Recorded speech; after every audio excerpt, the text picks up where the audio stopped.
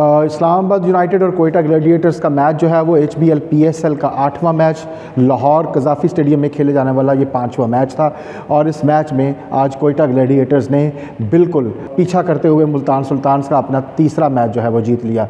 3 match और तीनों जो है वो फतूहात में जो है वो उन्होंने बदले। इस वक्त जो है वो कोयटा ग्लैडिएटर्स जो है वो पॉइंट्स टेबल के ऊपर जो है वो दूसरे नंबर पर हैं, लेकिन अगर देखा जाए तो ये उनका दूसरा नंबर जो है वो सिर्फ़ और सिर्फ लोअर रन रेट की वजह से है। इस वक्त टॉप ऑफ द टेबल जो है वो मुल्तान सुल्तान्स हैं और दूसरे नंबर पर जो है वो बहुत सेफ जो हैं पर्च्ड हैं कोयटा ग्लैडिएटर्स। और कोयटा ग्लैडिएटर्स की आज की जो जीत है इसको हम मुकम्मल तौर पर जो है वो कोयटा ग्लैडिएटर्स के न्यूली अपॉइंटेड कप्तान जो है रायली रोसो, उनके और स्पिनर्स के नाम जो है वो कर सकते हैं। और इस जीत में अगर देखा जाए तो रायली रोसो ने एक कैप्टन्स नॉक खेली जब उनके इर्द गिर्द जो है वो विकटें गिर रही थी, बल्कि रायली रोसो जो है वो उस वक्त आए जब वो अपनी 2 विकटें जो है वो उनकी गिर चुकी थी। और उनके देखते ही देखते 54 के स्कोर के ऊपर कोयटा ग्लैडिएटर्स की जो है वो 4 विकटें गिर चुकी थी जब सरफराज अहमद जो है वो 1 रन बनाकर आउट हो गए। तो उस वक्त जो है रथरफोर्ड और रायली रोसो जो है वो विकेट के ऊपर इकट्ठे हुए और दोनों ने 62 रन की जो है वो शानदार शराकत की।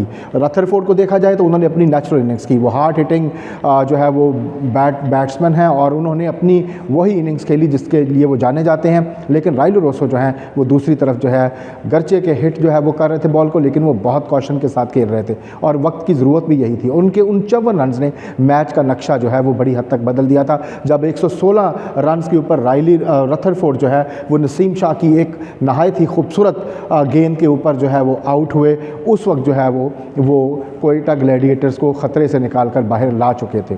और उस वक्त जो है वो कोयटा ग्लैडिएटर को सिर्फ 23 रन की ज़रूरत थी और उनकी अभी 5 विकटें बाकी थी। लेकिन शायद मैच में अभी कुछ ड्रामा जो है वो बाकी था, क्योंकि उसके बाद जो है वो अगले दोनों जो बैट्समैन हैं जिनमें अकील हुसैन आए, अकील हुसैन ने आते ही पहली गेंद के ऊपर जो है वो आगा सलमान को जो है वो लॉन्ग ऑन के ऊपर जो है वो एक छक्का मारा और उसके बाद अगली गेंद पर जो है वो उन्होंने डीप थर्ड मैन में जो है वो कट किया और उस कट के नतीजे में वो 2 रन बहुत आसानी के साथ है, लेकिन तीसरा रन लेने की कोशिश में वो रन आउट हो गए अगली बॉल के। उसके बाद जो है वो मोहम्मद वसीम जूनियर थे। वो मोहम्मद वसीम जूनियर मैं समझता हूँ कि इस वक्त ऑलराउंडर्स की कैटेगरी में जो है वो अपने आप को रिकॉर्ड करवाने के लिए तैयार हैं। बहुत उनसे उम्मीद भी की जाती है कि वो हार्ड हिटिंग करेंगे, लेकिन वो एक एग्रीकल्चर शॉट खेलते हुए जो है वो बोल्ड हो गए शादाब खान के हाथों। अगर देखा जाए तो आज का जो मैच है इसमें विकेट का भी बहुत अहम रोल है। एक तरफ जो है अगर हम कज़ाफ़ी स्टेडियम लाहौर में खेले जाने वाले कल के और आज के मैच को अगर देखें तो हम देखते हैं कि यहाँ पर जो है वो स्पिनर्स जो हैं वो मैच को जो है वो कंट्रोल कर रहे हैं, या कहा जाए कि विकेट जो है वो अपना किरदार अदा कर रही है। आज भी जब इस्लामाबाद यूनाइटेड बैटिंग कर रहे थे तो कोयटा ग्लैडिएटर्स के स्पिनर्स जो हैं वो छाए रहे। गर्चे के शुरू में जब तक जो है वो जैसन रॉय विकेट के ऊपर जो है वो खड़े थे, उन्होंने अकील हुसैन को जो है वो चौके और छक्के के साथ जो है वो उनका इस्तकबाल किया, लेकिन आखिरकार वो अकील हुसैन के ही हाथों जो है वो आउट हो गए। इसमें स्पिनर्स का जो है वो बड़ा अहम किरदार है। 5 विकटें जो हैं वो स्पिनर्स ने ली, 3 विकटें जो हैं वो अबरार अहमद की और 2 विकटें अकील हुसैन की। बाद में बॉल थोड़ा बहुत रिवर्स भी हुआ, मोहम्मद वसीम जूनियर ने भी 3 खिलाड़ियों को आउट किया, लेकिन अगर देखा जाए तो उनकी टीम की तरफ से Abrar Ahmed was the most successful bowler जिसने 4 ओवर में 18 रन दिए और 3 खिलाड़ियों को आउट किया। इसी तरह अकील हुसैन ने गर्चे के 32 रन दिए 4 ओवर में, लेकिन 2 विकटें उन्होंने भी हासिल की।